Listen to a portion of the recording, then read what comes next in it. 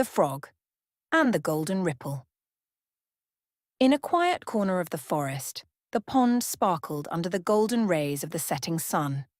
Among its many inhabitants was a frog named Finn, known for his love of storytelling. Finn's tales always began the same way. Did you know the pond holds a treasure?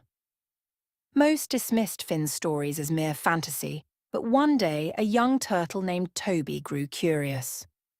What kind of treasure? Toby asked. Finn's eyes twinkled. A golden ripple that grants a single wish to whoever finds it. But it's not easy. The ripple only appears when the moon is full, and the seeker must have a pure heart. Toby was captivated. Can we search for it together? Finn hesitated. He'd never actually looked for the ripple himself, but Toby's enthusiasm was infectious. All right, Finn agreed. We'll search tonight. As the moon rose, Finn and Toby set off. The pond was bathed in silvery light, and every ripple seemed to shimmer with magic. They swam quietly, their eyes scanning the surface for anything unusual. Hours passed without success. Just as Finn was about to give up, Toby gasped. Look! In the centre of the pond, a faint golden ripple spread outward. Finn's heart raced. That's it! The two hurried toward the ripple. As they reached it, the water glowed, and a gentle voice spoke. Who seeks the golden ripple? We do, Finn said. But why does it appear only for a pure heart? The voice replied, the golden ripple is a gift, not a prize. It answers the truest desires of those who seek it selflessly. Toby spoke up. I wish for the pond to always be safe and beautiful for everyone who lives here. The golden ripple shimmered brighter before fading into the water. Finn and Toby felt a warm glow in their hearts, knowing they had made the right wish. From that night on, the pond seemed even more vibrant, as if touched by magic. Finn continued his storytelling, but now his tales carried a message. True treasure lies not in gold, but in the bonds we share and the love we give. The pond's secret guardian. The pond was a world unto itself, teeming with life and beauty. Fish darted through the water, dragonflies danced above the surface, and frogs like Freddie enjoyed their serene existence. But few knew that the pond harboured a secret, a guardian who protected it from harm. Freddie was an adventurous frog with a knack for exploration. One day, while diving deeper than ever before, he discovered a hidden underwater cave. Inside, glowing moss illuminated the walls, and at the centre of the cavern lay an ancient stone tablet covered in strange markings. Curious, Freddie touched the tablet. Suddenly, a soft light enveloped the cave, and a voice echoed around him. Who dares disturb the pond's heart? Freddie croaked nervously. I'm Freddie. I didn't mean to disturb anything. I was just exploring. The light coalesced into the form of a shimmering water spirit. Freddie, you have uncovered the pond's heart, the source of all life here. It is both a blessing and a responsibility. Will you take on the mantle of the pond's guardian? Freddie hesitated. What does being a guardian mean? You will protect the pond from those who seek to harm it, the spirit explained. You will gain great strength and wisdom, but your life will no longer be your own. Though unsure, Freddie couldn't bear the thought of anything happening to his home. I'll do it, he said. The spirit nodded and merged with the tablet, bestowing Freddie with newfound power. As he swam back to the surface, Freddie noticed subtle changes in himself.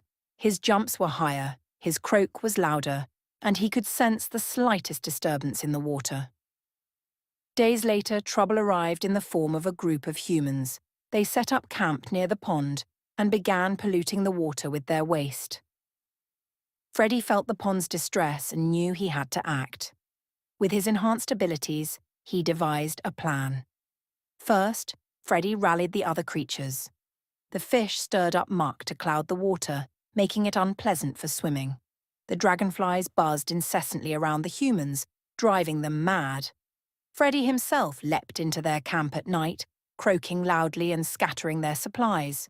The humans, frustrated by the mysterious disturbances, decided to leave. As they packed up, Freddie watched from the reeds, feeling a deep sense of pride. The pond returned to its peaceful state, and Freddie continued his role as its silent protector. Though he sometimes longed for his carefree days, he knew he had made the right choice. The pond was his home, and he would do whatever it took to keep it safe. The frog who dreamed of the sky deep in the heart of a lush green forest, there lay a pond that shimmered like liquid emeralds under the sun. The pond was home to many creatures, but none were as curious as Felix the frog. Felix wasn't an ordinary frog. He had dreams far beyond the water's edge. While his siblings splashed and played, Felix often sat on a lily pad gazing at the sky, wondering what it would be like to touch the clouds. "Why do you always stare up there?" asked Clara, his best friend. Clara was a sensible frog who was content with the simple pleasures of the pond. Felix replied, "I feel like there's more to life than just hopping and swimming. The sky calls to me, Clara. Don't you feel it?" Clara shook her head. "The sky is for birds, not frogs. Be careful, Felix. Dreaming too big might lead you into trouble." But Felix couldn't ignore his dreams. One day, while hopping along the edge of the pond, he met a wise old heron named Harold. "What brings you so close to the shoreline, young frog?" Harold asked in his deep, resonant voice. "I want to know what it feels like to fly," Felix said earnestly. Harold tilted his head. "Fly? That's a lofty ambition for a frog. But who am I to stop a dreamer? If you're truly determined, I might have an idea." Felix's eyes lit up. "Tell me, please." Harold explained that beyond the forest was a hill where a strong wind blew every evening. If Felix could leap from the hill at the right moment, the wind might carry him upward, giving him a taste of the sky. The very next morning, Felix set out on his journey. The forest was vast, filled with towering trees and curious creatures. Though the path was challenging, Felix's determination never wavered. Along the way, he encountered a squirrel who warned him about the dangers of leaving the pond. "Why risk everything for a fleeting moment in the air?" the squirrel asked. "Because I'd rather try and fail than never try at all," Felix replied. Finally, Felix reached the hill. The wind was as strong as Harold had promised, and it whistled through the grass with an inviting hum. Felix took a deep breath and climbed to the top. His heart raced as he prepared to leap. "Here goes nothing," he whispered. With all his strength, Felix jumped. The wind caught him, lifting him higher than he'd ever imagined. For a brief, glorious moment, he soared. He could see the entire forest, the shimmering pond, and the endless blue sky. It was everything he had dreamed of and more. But as quickly as it began, the wind subsided, and Felix started to fall. He landed with a soft splash in a small stream at the base of the hill. Though a bit shaken, Felix was unharmed. As he made his way back to the pond, he couldn't stop smiling. When he returned, Clara was waiting for him. "Did you find what you were looking for?" she asked. Felix nodded. "I did, and now I know that dreams are worth chasing, even if they only last for a moment." From that day on, Felix became a legend in the pond. He continued to share his story, inspiring other frogs to dream big and embrace the unknown. The pond's secret guardian. The pond was a world unto itself, teeming with life and beauty. Fish darted through the water, dragonflies danced above the surface, and frogs like Freddie enjoyed their serene existence. But few knew that the pond harboured a secret, a guardian who protected it from harm. Freddie was an adventurous frog with a knack for exploration. One day, while diving deeper than ever before, he discovered a hidden underwater cave. Inside, glowing moss illuminated the walls, and at the centre of the cavern lay an ancient stone tablet covered in strange markings. Curious, Freddie touched the tablet. Suddenly, a soft light enveloped the cave, and a voice echoed around him. "Who dares disturb the pond's heart?" Freddie croaked nervously. "I'm Freddie. I didn't mean to disturb anything. I was just exploring." The light coalesced into the form of a shimmering water spirit. "Freddie, you have uncovered the pond's heart, the source of all life here. It is both a blessing and a responsibility. Will you take on the mantle of the pond's guardian?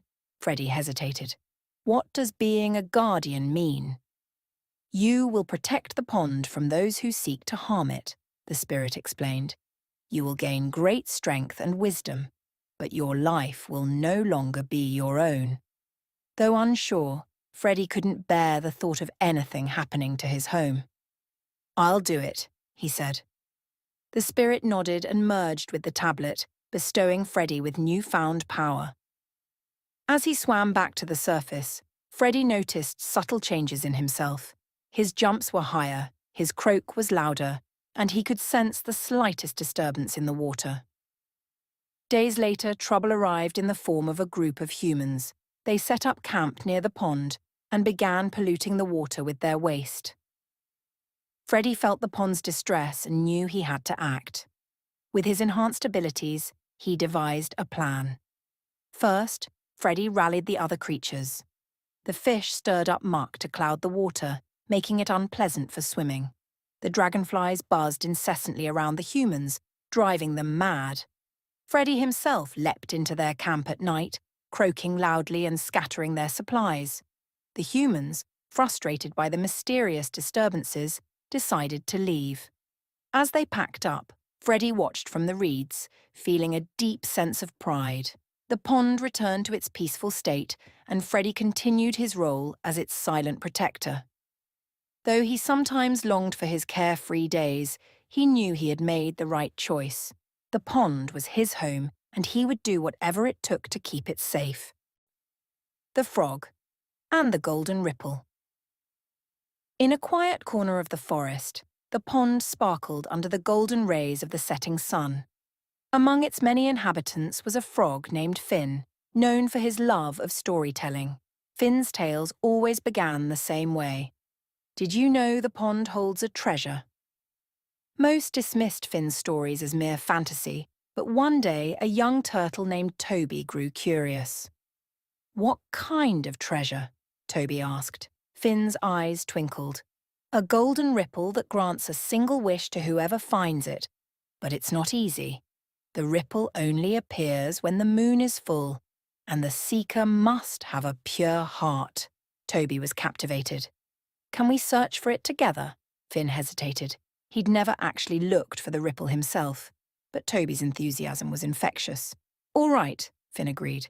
We'll search tonight. As the moon rose, Finn and Toby set off. The pond was bathed in silvery light, and every ripple seemed to shimmer with magic. They swam quietly, their eyes scanning the surface for anything unusual. Hours passed without success.